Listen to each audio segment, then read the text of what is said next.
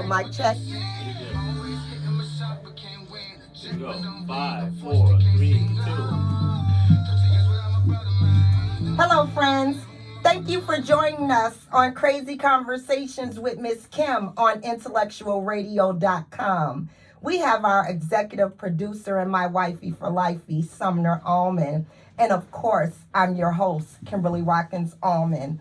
As you can see, there's another amazing woman sitting here with us, co-hosting with us tonight. This beautiful individual has frequent flyer miles here on Crazy Conversation with Miss Kim. She is the owner of Takana's Kitchen in Calumet City, Illinois. She is the menu and meal prep guru. She is the instructor of the best high school culinary class, which is at Cortlandt High School. She's teaching the youth the art of food, and that is amazing. Crazy Conversation with Miss Kim is honored to have this phenomenal woman that you should let feed you, Takana Henry. Thank you so much for coming back for part 2 of Resolve to Evolve. We are digging up the grave, the past that no longer serves you. We have combined several requested conversations with our research and real life scenarios. With those combinations, we can give to you this ray of sunshine. Takana Henry with part 2 of Resolve to Evolve right here on intellectualradio.com. We appreciate you tuning in and listening, and we hope everyone had a beautiful and a blessed start to their work or school week. The devil tried to show up by email today, but again, we needed that laugh because God is amazing. Again, welcome, Ms. Takana Henry. Well, thank you so much for having me, Kim and Sam. I really am happy to be back for part 2. We had a good time last week, ladies, right? We sure did. Yeah, we unearthed some things. Yes, Right. I wasn't ready, but I'm ready. I don't know. I want to say, first of all, to all of the listeners, thank you guys again for tuning in. I really appreciate that you even took the pill and said, you know what, I'm going to show up again. You know what I'm saying? It was hard. You stepped on a lot of toes. I couldn't say amen. I had to say ouch a lot, but it's okay. Like I said, I am not a therapist, but I am a realist, and we all are here living life, and life sometimes, right? So we have to deal with truth, reality, and the crap that smells bad when we don't take it out, Yeah, right? absolutely. So let's go ahead on and start digging in. As we start this conversation, I want us to, first of all, because there may be some of you all that were shy and couldn't handle listening to the full hour last week. So I kind of want to just give you a little run through of what we discussed, right? So last week we started off with a nice little soft icebreaker, right? We discussed when was the first time that you remember as a child being betrayed? What was that experience for you? Who did it? What they do? Where they at? I'm going to get them. Tag they it, right? So we talked about that. That brought up the next conversation about how did you show up? Who were you and who showed up when you experienced that type of betrayal? Because what we also have to make certain that we address is when things happen to us when we're young, when there's an episode of betrayal or rejection or anything that happens that's not conducive to what we feel we should receive, something internal happens to our bodies. Something splits. And I said it last week, I'll repeat it. It's, for me personally, my therapist even said your conscious kind of split from your subconscious to support you, to save you, and to kind of be like, I'm your backbone because you didn't have it with said parent that you felt the betrayal from. So let me just also lay the groundwork to let you all know, if you've experienced something as far as rejection, betrayal, if you have been hurt by any person, even if that person was yourself, let's just start this conversation on tonight with, and I want you to repeat after me. We're going to do this inside of the studio, and I want you to do this also, okay? Here we go. I forgive myself. I forgive myself for expecting for expecting the past to have been any different than what it already was. for the past to be any different than it already was. And I am okay And I am okay with setting a new course. with setting a new course. Okay, that's how we're going to start this conversation. Because what I'm learning in my life at 50 is I have to learn how to not always say, yes, such and such owe me an apology because they did this, that, and the fourth and the third. I have to forgive myself for expecting that they would have been anything better. Because some folks just screwed up because that's who they are and that's what their assignment in life is to be a mess up. And that's all they know, right? So today we want to talk about unearthing some things, right? I talked to you all last week. I made the comment. We laughed about it and we talked about cemeteries and funerals. And I said, you know, we in black because we at the funeral and I'm going to do the food for the repast. I'll sing. My husband going to play, but it's over. But sometimes we have to revisit the grave. And the reason we have to revisit the grave is not because anything that's alive is there. Why seek the living amongst the dead? You know, we were talking about that. But the truth of it all is sometimes we need to go and figure out what all we buried. Did we bury some of us along with whatever that hurt and betrayal, rejection, disappointment, angst was?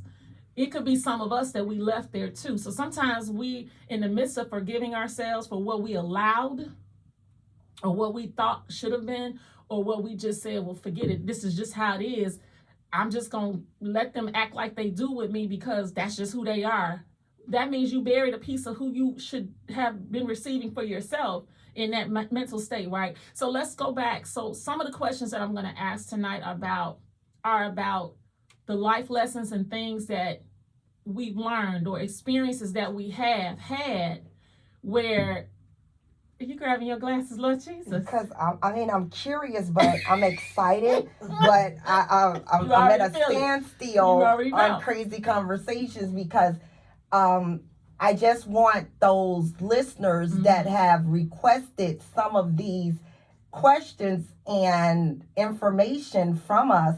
I just pray that they know that they have the opportunity to phone in as well. Absolutely. Can you give them the number or should we give them the number? I sure can. That number is 708-223-8953. And just give us a moment to dive into the show and we will give the instructions on when is the right time to call. We cannot take the calls right here until she has dived in and at least try to assist the listeners with their questions and conversations. So thank you for your patience, and I'm going to turn it right back over to Takana.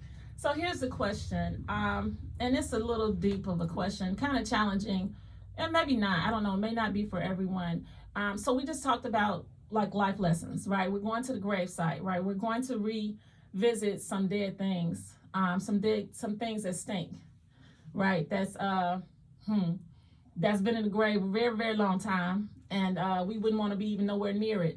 But sometimes we have to revisit it because we need to know who we were during that funeral service. So I need to know, is there a moment that you can think of where your expectancy in any scenario, a relationship, a job, business, you had an expectancy of one thing and it didn't turn out the way you planned it to turn out, and you really were hurt by it, like hurt in a way that it was personal hurt.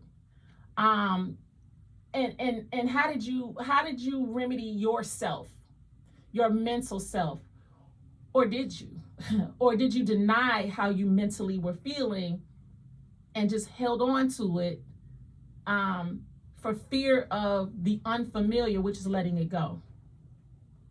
Do you have any kind of, can you relate to that in any aspect, anything that's happened in your life?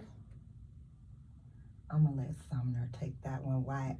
I need that. I need that to marinate a little. Yeah, because it's a hard question.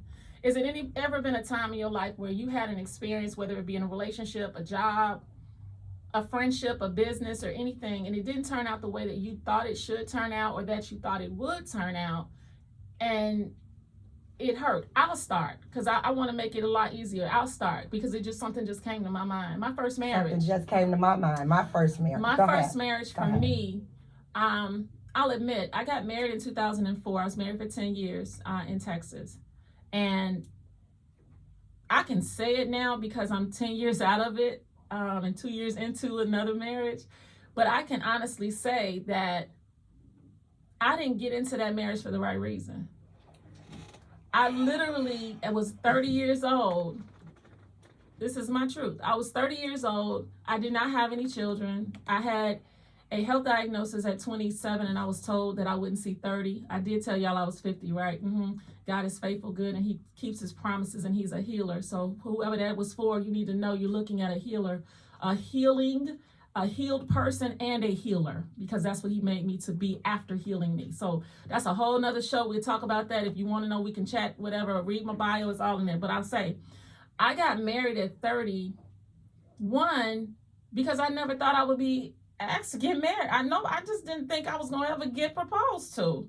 I just said, well, forget it. I mean, it ain't in the cards for me. I guess I'm just supposed to be everybody's favorite cute auntie and single and just singing somewhere and just cooking and doing nails and makeup, and I just never even thought about it. So I dismissed it, and I actually got in the mirror and I said, God, if it's not for me, whatever I don't need, I'm gonna leave my hands open so you can remove it, and whatever I need you to add it to me. So to answer the question, I got married thinking that it would remedy the feeling of loneliness and the feeling of rejection that I had received from other relationships, because every dude I dated was a hooker.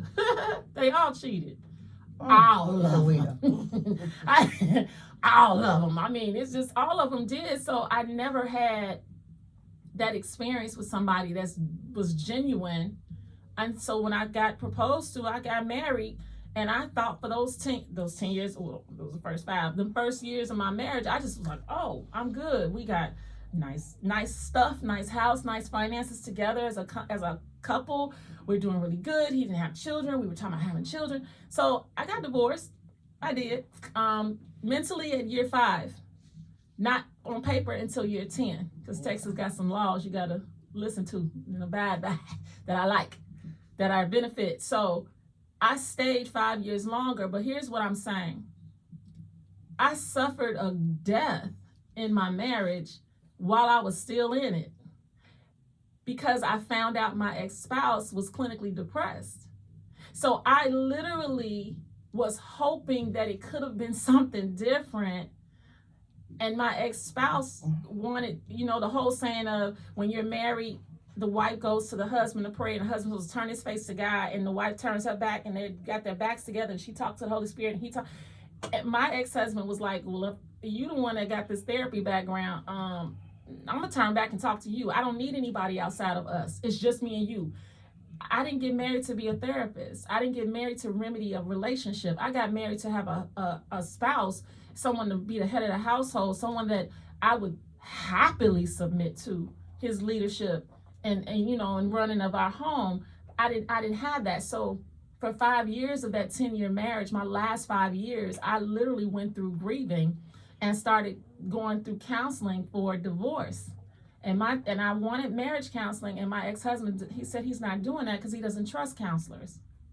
So what I assumed and expected was I got married, I did it the way God tells me to do it, and it didn't happen the way. I didn't have kids. It didn't happen like he promised me it was going to happen. So I suffered, meaning grieved, like something died, because what died for me was the hope that it could have been, my expectation that it should have been what we were taught it was going to be. Right. So I left and came back home, and I grieved. I literally would be in my sleep at night crying and be woke up, hey, you crying? And I didn't even realize I'm crying in my sleep, grieving the prayer and the hope and the wish that it could have been this perfect thing. So that's what I can share. That was what I wish would have been different, and it wasn't. And I'm grateful now on the other side of it, because I know it wasn't what I was supposed to be in anyway. I did that out of me wanting, not out of what God called me to do. He was not my husband. He was well, come on, let's go ahead and hang out. And then we got married 6 months after we met. That wasn't what God wanted for me. I didn't know it then. And that's why I grieved like I did. So that's my true story of how I experienced something that, you know. Well, You go ahead. you want me to go? Okay.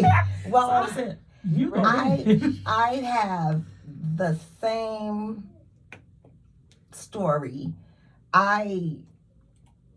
My first marriage, it was in 1995. I married to get out the house. Mm-hmm. I needed to get away from my situation at home. Mm-hmm. And I probably would have married the mailman. Anybody. And this is crazy conversation, It's true. but when you ask me a question, Mm-hmm. True. I'm not going to tell you about my friend, what happened to my friend. Mm-hmm. I'm not going to tell you what happened to some. I'm not going to talk about what happened to Takana. Mm-hmm. I'm going to talk about what happened to Miss Kim. Mhm. If I cannot give you my real life scenario, Mhm. I'm gonna for damn sure get you one. Mr. Earl, I owe you $2. Okay, so when I say that marriage for the wrong reason, Mm-hmm. I married to get out of the house. I married so that my ex-husband, Say. baby's mother, Mhm. could not marry him. I married so he, So you would trying be to off- block. You I trying blocked. to block it. yeah, I blocked. And in my mind, I said that I am going to block this for 21 years. And I dug my grave for 21 years. So you buried yourself. I buried myself. Well, that's why we here, so we come get you too, man. We gotta come And get that's you. one of the things that I have just recently been able to say out loud, Mhm. That's good. that I can actually say on that day when I walked down that aisle, I was not in love. Mhm. I was not being loved. But I was not going back home. Mhm. I couldn't go back home. So that's good. So the life lesson. So basically, what I'm understanding, you thought you were preventing somebody else from getting the guy. You had a twofold scenario. One, you was trying to get out the house and get away. Because when you say 95, we were in college still, like, right? And we were. You know, I was 19. exactly. So I was 95, we were in college. I don't even think our mindset was getting married, but I understand 100,000% of getting out this house. I was 19.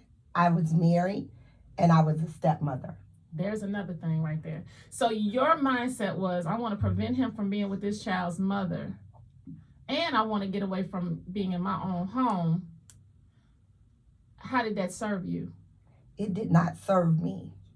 It did not serve me because I should have allowed that man to marry the person he really loved. I blocked that. So you were trying to, not so much, and you know what, in our mindset, we don't think that we're trying to maliciously hurt somebody. I don't know if you intentionally wanted to hurt the other individual or if you just wanted to block them. No, I just wanted to, I wanted to have that opportunity, if I could, to love. Mm-hmm. To love because of the stability and the situation that I was offered at that time. Mm-hmm. So I felt as though It was transactional. I could weather it out. So it was a transactional relationship. So it was very, very much a business-based relationship. I can see that. So in hindsight, now that we're back at the gravesite to come get you, Remember, we helping the listeners. we're helping us too. Okay. Because I can't help them until I can help me. Oh, okay. And I know that once I really organically, and I absolutely help me. I heard somebody say this in an interview recently, the more I reveal, the more I heal. Exactly. So the more I answer for myself, the more I understand myself and my why I did what I was doing to myself. Yeah. Because even though my scenario is different, I was 30 when I got married. I had already been out of my parent home for years. I got put out 3 days after high school graduation with spackle and paint chips hitting me in the forehead like I did my parent job. You got to go. I had never been a bad child. I was working. There's no reason that you should put public service announcement. Stop putting your kids out as soon as they get out of high school. They are not ready. You know how I know they're not? Look at you. How long? You're not ready. You're still trying to figure it out. So stop doing that to our babies. Okay, let me go back. Let me focus. Let me focus. Your scenario was you were trying to get away and avoid something, and you ran into something else, which in essence, 21 years later, you running into even more because it's like a full circle moment where what you were trying to prevent, now it's present, or you're having to now deal with the fallout from the decision that you made 20-something years ago. Yes. So that's a life lesson for you that listeners are also experiencing. Because there's somebody that's listening to us right now that have made a decision to keep their child from that child's father because they don't like who he dating, or they don't like where he's staying, or they don't like that he ain't with them. Or I don't like him because he ain't no good. Listen, I always say, as long as that person is not hurting the child physically, let them be around, because they need to be around their other parent, whether it be a father or whether it be father, you got your kids full custody, and the mom needs to see the kids. Stop holding these children hostage, because let me tell you what happens. At the end of the day, whatever it is that you see in that other person, that kid is going to end up seeing it too. They're going to see it. Well, I'm never going to say that a young marriage can't last, but a young marriage has to be built on the proper foundation. Well, you talking about kids getting married to kids. There's no certain thing as a foundation when you got children marrying children. In some cultures, they have to get married young. They do, but they're also taught And how to be. And I was not taught My to point. be a wife. That's right. That's what I'm saying. And again, it was in my mind frame only to conquer. And the purpose of this conversation, that I could share my part of a scenario, is because I don't want to see people get into a marriage where you walk in the door when it's no love, there's no connection, Period. There's nothing. Because you could have stayed single. Exactly. And you will hold the person back. Yeah. And you will live But that. you hold yourself back. You hold yourself back. But the scenario, I've been waiting patiently to talk. Okay, go ahead. Give it to Put her in, coach. Get her in, coach. Give it to Saul. Give it to Saul before we get. I'm gonna get into Connor first. Uh-oh. I ain't scared. I listened to both of you ladies about marriage. And me and Kim always discuss marriage in our first marriage. I say there's no marriage bad. And I say, like you said, you got married 30 years old because you know you wasn't going to be asked. And to us, or to our belief, because of who we are and how we are and how we look, we expect that way. So whatever you expect of yourself, that's what you'll get. True. So when you thought that you wasn't, God gave you somebody like who didn't want it. He didn't want to be married because that's what true. you thought. That's true. So that's why it lasts. What you say lasts, and that's why you came back to Chicago. That is so true. Let me say this real quick before you go to Kim. Let me just say this real quick. What you just said, I want to make sense. I don't. I won't. Your name is Kim. I'm sorry. I don't do that. I have a family member that wants everyone to call them Miss. Your name. Girl, I had a Anyway, conversation. so you said something. God gave me exactly What you asked for. my expectation. I never expected to be asked to be married. I never even thought or saw that for my life. So he gave me someone that didn't really want it. And on my wedding day, the reason I have to say something, on my wedding day at the reception, all of the guys from his job were at the reception, and they said, they didn't come to the wedding. We got married at a park near our home. They came after and they were at the reception. They said the reason we showed up is to make sure that it was a real person, because he said he never was getting married ever in his life and never wanted to be with nobody. So for him to meet you and 6 months later, you move down here 3 months later, and then you get married in 6 months, we just thought he was lying to us. But I will tell you, after we got divorced, he got married a year and a half later, and he's miserable now. That's another story. But go ahead, you can talk to Kim. But that's true, what you're saying. We get what we expect, no matter how it comes. We do get what we expect. I agree with that. That I never heard it that way, but that's true. And so with your first marriage, did you take it to your second marriage? How you felt of the relationship, how you were treated in the relationship. Did you transfer it over? No, I didn't. And you know why?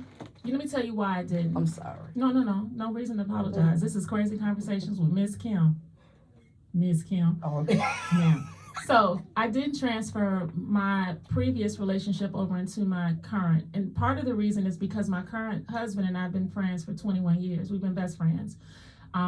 During my marriage, my ex-husband, when he met my current husband, he said to him, he shook his hand, "Hey man, what's going on? Nice to finally meet you. If anything," and he said this, and I want to send him something right now. I really do.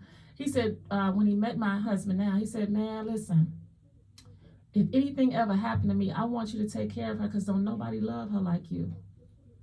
And he saw how kind my husband is to me. And it's always just been a very good friend of mine. And I never took anything negative because when I was going through the divorce, my current husband kept saying, "Don't leave that man. Y'all need to fight. Work it out." He was always trying to promote us to be better and to do better. So in my marriage, I never needed to take it. I never took any of the negative feelings because I didn't have the same person. And I was open to receiving love that I felt like I deserved, because it took me until I was 40 to know I deserved to be loved, healthy. I deserve to be protected. All of those 5 A's we talked about last week: allowance, acceptance, allowance, appreciation, affection, attention. All of those I had been getting all my life with my best friend.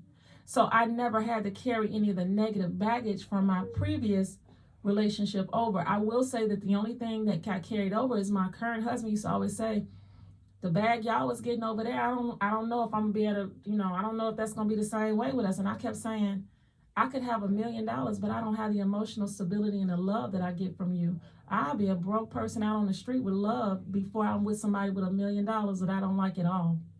So I didn't carry it over. It wasn't nothing to bring over here. Go ahead. All right. Life lessons. You got something to say? No, I'm waiting. Are you waiting for your turn? I guess you look like you on something. Go ahead. Now with your We gotta ride home together. You know that, right? when I'm driving. That's right. Guess I'm in the glove compartment.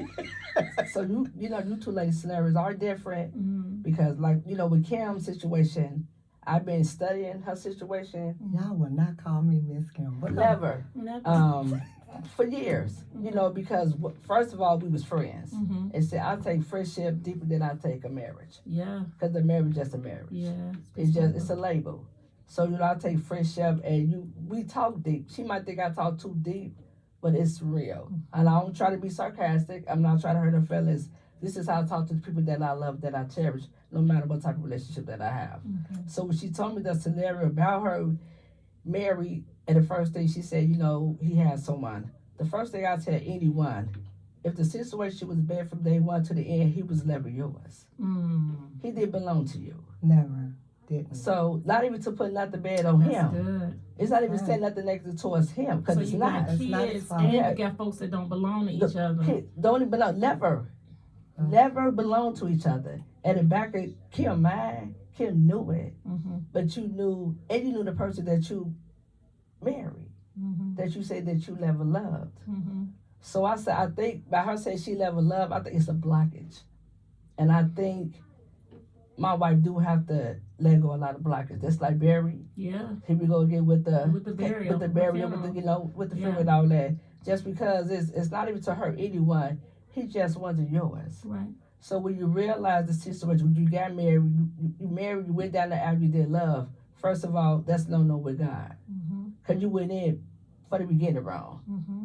Your surroundings, you was wrong You with. went in with flesh. With whatever it wasn't right. Right. So it wasn't right, and for you just to say, you know what, God, what can I do? Or let me get help. You still winning on with it just because of to get out the house, to hurt your mom. I know you want to leave, but to hurt whoever you were staying with your situation. Because sometimes we can't always run away. Run away just make it just more garbage that you're trailing. So here's the question then. Well, not even a question. Because what you're saying is real. And at the gravesite where we are, sometimes we dealing with these hard lessons and these life lessons and the things that we do, we take our own pen out and we write our own prognosis out, and then we go forth in it and we live according to what we drafted, even if we don't realize we did it. We got to sometimes realize that what ended up happening was we ended up burying ourselves. We had our mind fixated on the outcome and the goal, and my intention is to block so-and-so from doing this, and my other intention is to get out of the house and not be around that, and then my other intentions were just the pick-me girl, just so that I could be with somebody. With somebody. And it's so many, let me pause. There are so many women that I know personally that are still in marriages today just because they don't want the stigma or the ridicule of saying to any of their friends or family, oh, we getting a divorce, I gotta go. They'll stay in that toxicity just for sake of saving face. I never forget, I told a chick that I was getting divorced, and I've known her since we were kids as well. And she's been in marriage probably 20 plus years now, and she's miserable. And she can't stand her husband. You never see them together. They're just roommates. And I never forget when I told her I was leaving my situation and why, I tried to do therapy, blah, blah, blah, and it didn't happen. And she said, I could never do that. I couldn't even walk in my church and say that I'm getting a divorce. I said, so you would rather stay bound and stuck in a dead, lifeless, not producing anything just to keep other people, an image with people? I just couldn't imagine keeping an image with somebody. And so I realized she basically killed herself off a long time ago, and she's at the gravesite.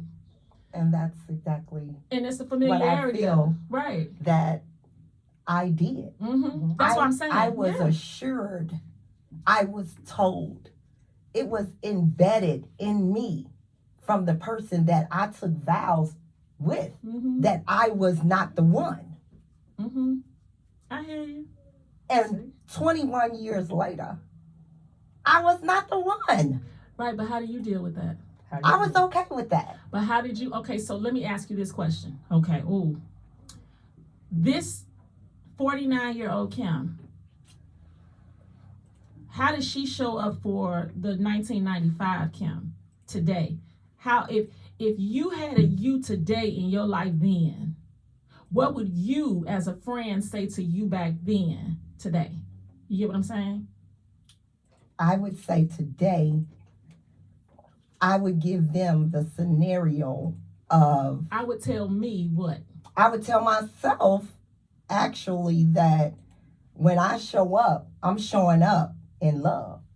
But what would you tell that young woman? I'm going to tell that young woman to marry for the right reasons, to make sure that this is what you want to do. Make sure that you are equally yoked. Make sure this person is the correct provider. Make sure this person is God-fearing. Make sure this person has your betterment. Make sure this person wants to be a father.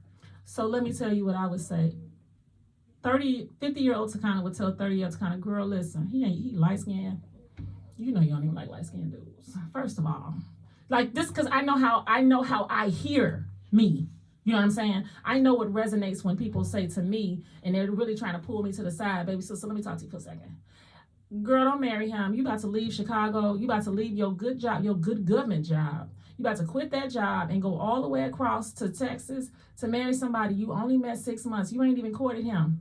Y'all ain't even dated 4 seasons. You don't even know what he gonna look like in the wintertime. You don't know how he gonna act when the new season gets here in the spring. What are you doing? Yes, he's doing all of these wonderful things. He's trying to bait you.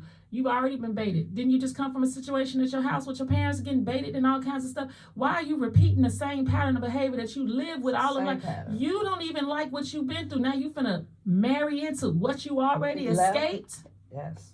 So in essence, You and I did we went right back to what we was trying to get away from. Where you started from? That's exactly what we did. So while we're talking about our own personal stories, listeners, it's a lot of you all that are repeating the same cycles and you keep trying to figure out why am I still dating the same guy. It's because what you say you don't want, that's what you're most familiar with. That's what you gravitate towards. I would say now, Yeah. I would definitely let, this generation know, our generation know, that everybody that we decide to pull covers with, we need some time to pull the clothes off their face and ours and are take not that for mask us. off. Well, that's true. Everybody that we lay down with does not love us, does not have our best interest. But it starts with us having our own best interest. At and 19, it starts with us, I did not and have that's my my point. best interest. So absolutely, and I get that. Neither, because we didn't know what we don't know, right? But now in hindsight, we can say, "Ooh, that was a lesson learned." Do you know? The one thing that I prayed for on that wedding day, and I think I told that to some. I wanted my dad to just say, "Don't do it." I wanted him to save me because I already knew. Oh God, let me say this. Now that I go back to that Don't day, ask me no questions if you don't want. no, because you know what that brought up for me. Okay. I didn't invite my parents to my wedding. I've never invited my parents to any of my huge events because I don't need toxic energy in my area. It does something to me cellularly. I don't feel comfortable. I don't digest well when I have people around me, and that's how I know something not right about that person's energy because my stomach immediately knots up on me on site. So this person was not invited, and the night before I'm there and his family is there from out of town, and I'm in the kitchen, of course, cooking up food. I didn't know how many people. And so all of a sudden somebody knocks on the door, rings the doorbell, and they come in, and it's my parent. Who told you where I live? Who invited you? They maneuvered their way in, and the day of the wedding, you're saying you wish your father had said, "Don't do it." I was so ready to do it because that person was present, and I did not want to even I didn't want to hear any of their stuff. I knew they weren't going to do nothing no way. And while they were there, they started making wait, your ring ain't even as big as your sister's ring. This ain't this. And just that kind of negative. So it made me want to stay in it even more just because I knew I was running from that, and I ran right back into it again. Well, So my my question is, what did God say? You say you wanted your father to step up. And see, that's what we had to, when we have daughters, mothers, when we have daughters, we have to teach our kids how to be women first. You know, how to love ourselves first. And we have to teach them how to be a mother. Because mothers always, sometimes do become, people like, well, teach you how to be a wife. No, a lot of wives sometimes not always wife all the way first because they become mothers. So I know you want to say something. What you want to say? No, I was saying that I wanted to say that I wanted my dad to say, "Don't do it," but my dad was trying to be supportive with me because he knew that I needed to leave the home as well, and it was not going to be a thriving situation if I had stayed there. But do you think past that he would have, if he knew the 19. situation? No, here's the thing that I'm questioning. I'm still wondering. questioning what did God say? Right, I was gonna say that too because you didn't answer that question. Well, But I do want to understand with your statement that you just made, if you knew that your father that was walking you down the aisle, he was not supportive of it, but he was supportive of you because he was trying to block you or support you in the decision to get away from the other sense of toxicity, why then would he not, as your father, rather than you getting married, still say, you know what, you don't need to deal with that or that, I got you and you can come here? That's what I was getting to. Thank you. Uh-huh. well, with that being said, That's just a again, question. I was dead set. I guess I probably was not gonna listen at that point. No, because you already said I'm gonna block you from marrying this So, chick. So that was that's your it. mental. That You was spoke it. My It dad spoken, it was- existed My already. dad, Yes. he did not say no to me often. I said, you know, I that think even if this you had person said no, wants you to still marry wouldn't have, me, though. and this is what I want. My parents made sure I had the wedding of my dreams. I had an amazing wedding. But the thing of it is that when I told him, we took time out and we went and had a day out and we discussed everything. And he let me know that you are collaborating these two families together. You know, marriage comes with a lot. And at 19, it was hard for me to grasp. My spirituality was not where it should have been Right. at So 19. and 49-year-old Kim. See, here's the thing. So repeat after me. I forgive myself I forgive myself for expecting 49-year-old Kim for expecting 49-year-old Miss Kim to show up in 1995 with her. to show up in 1995 with her. You can't. So I need you to really forgive yourself, because part of what this thing is unearthing is shown exactly what Simon said. We end up repeating the behaviors and we run to what we're running from if we don't have clarity. We are not, as young women, taught how to be a mom or a wife. You got them. Most of our parents, mine in particular, was in betwixt an older sister and a younger, and she has been the middle child syndrome, like book-wise. Middle child syndrome has been her plight of her life. So I had to forgive her for expecting her to parent me any different, because she didn't have parenting that was appropriate even for her. When my aunt was pregnant 6 months before my mother, my aunt was coddled and loved and nurtured. My mother got pregnant 6 months later and got put out. So you have to understand, if you don't have mothering, you don't know how to be a mother.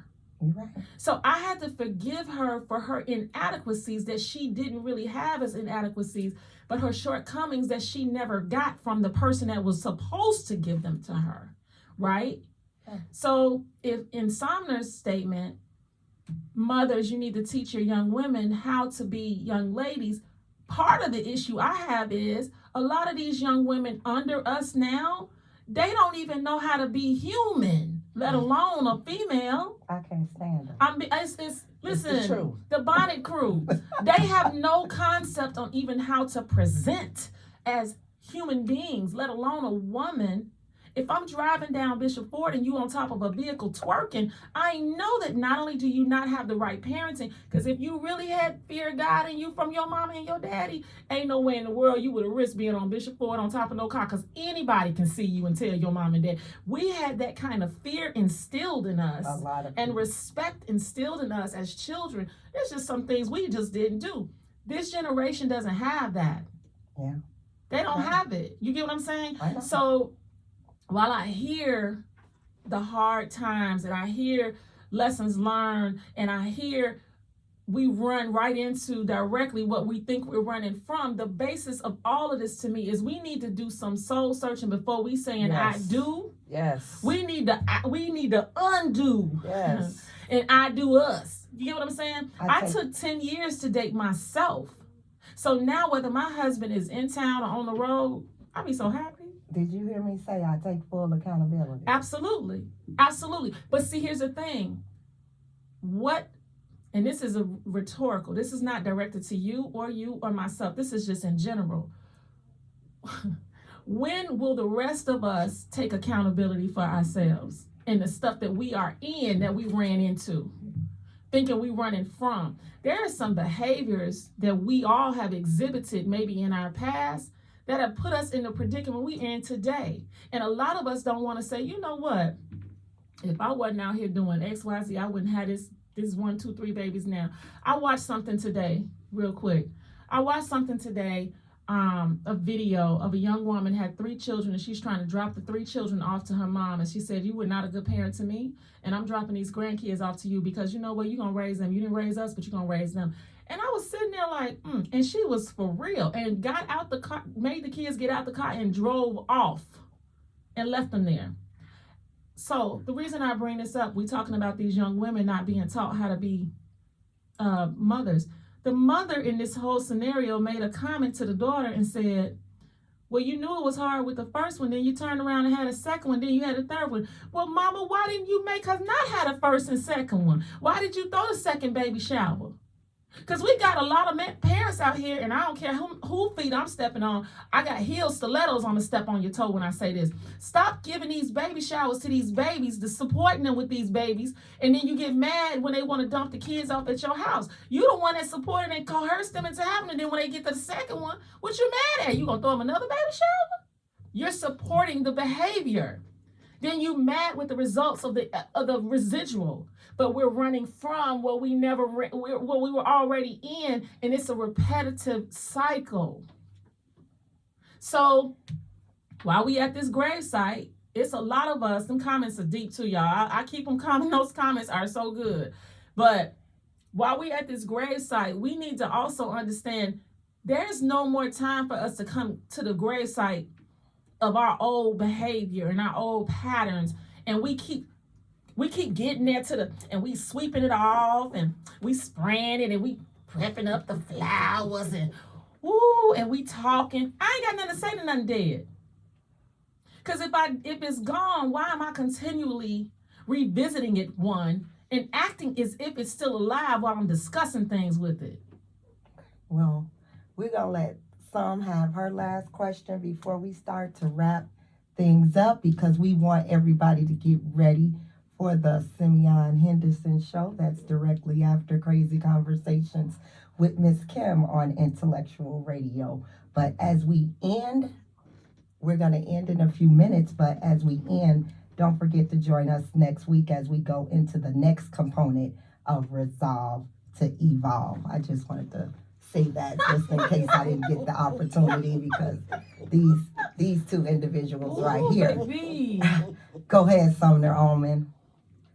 Well, the other thing I did want to say about that subject, even like when it could be like when a baby, whatever, it could be a father, but I don't do the little, I don't portray just on one character. I say both sexes because we have to realize when we try to take someone from someone and they have a child, they automatically stuck with them for life. So you married them, the other person how laughing. Because they still gonna be there. Still gonna be there event. for life. Forever. Yeah. So you got it. So here's the thing. I'm in a similar scenario with that. Real quick. I just want to know. So what you trying to say? That person is still there. So the person. So, but the question is, like, we talking to the young ladies, I'm talking to. I thought you were saying that was directed towards me. You part of this. Oh, okay. So for me, we can share this But with ladies. Okay. Well, go ahead. No, go ahead. What she's basically saying is, when our attempt is to block somebody, even if we do and we end up with that person, we still got to entertain that other person in that relationship forever. So, for example, let me say it this way. Me and my husband and his daughter and mom, we are family. That's my family. It didn't start off like that. It was a really rocky boat, but she and I are very good friends now. We travel together. We talk probably every other day, if not more than that. But I'm saying I had to dead because I didn't have any ill spirits or anything, but I would have had to dead that attitude. You know what I'm saying? If I'm trying now, but he chose me. I don't have to do all of that, because guess what? At the end of the day, I still got to see her for the rest of this child's life. Okay, well, you all snapping off on me. No. And you all are saying blocking. I don't look at it. We're just saying you have to learn that you still got to deal with that other person. You're not blocking anything. No, never gonna say block. I'm saying we talking to the audience, we talking to the young ladies, we talking to the young men who listen to the show. Like, because you said you stated that you marry him for the S will marry him. Right. And so it's a lot of people that do that. They still do it as of now. Right. But I don't feel like I was blocking No, another what she's saying is No, I even if they listen, do listen, that, I at the never end of the said- day, they need to realize you still didn't block the scenario because you're Listen. going to have to be around the child and the other person for the rest of the I person's never life. said block. Right. I never said No, block. no. She was saying blocked, Yeah, and but- I but- wanted to get clarity on that. Oh, And yeah. so, but again, it was a situation where, yes, it was another person involved. But again, either way, my ex-husband was still stuck because the child's mother was married herself. So either way, he could not. He was stuck. But can I tell you something? He may have been in your mind stuck, but mentally let me He tell knew you what something. he wanted. He knew what he wanted, and you could live with somebody, and I'm gonna tell you, and lay down with somebody, and every time they look at you, they see the other person. And I can totally agree. And I ain't And mad. that's the truth. So at the end of the day, like what we pray and hope out of this is that people get the understanding that we need to unearth some things. We have revisited the grave so we can kill off some stuff that's no longer is serving us. And then we're gonna continue to learn how to resolve to evolve beyond these relationships that don't serve us, right? Absolutely. We appreciate your support for Crazy Conversations right here on intellectualradio.com. I would just like to say hello to some of our weekly supporters and show them a little bit of love before we end tonight. And I have to say hello to my JCA Johnny Coleman Academy family and my Whitney Young Dolphin family. Good luck, students, on grade report card pickup. It's tomorrow, so Miss Kim will be calling to see how those grades are looking. Sheldon Heights Church of Christ and my internet church with Pastor Hannah. I am a better because of him. Jazzy May Incorporated in Lansing. We have To Be Served, 1950 West 87th Street, Keisha's Kitchen on Halsted, and we have the one and only right here that forever feeds me, Takana's Kitchen, and we appreciate that on Crazy Conversations with Miss Kim. Good night, friends, and thank you for joining us. Being a voice to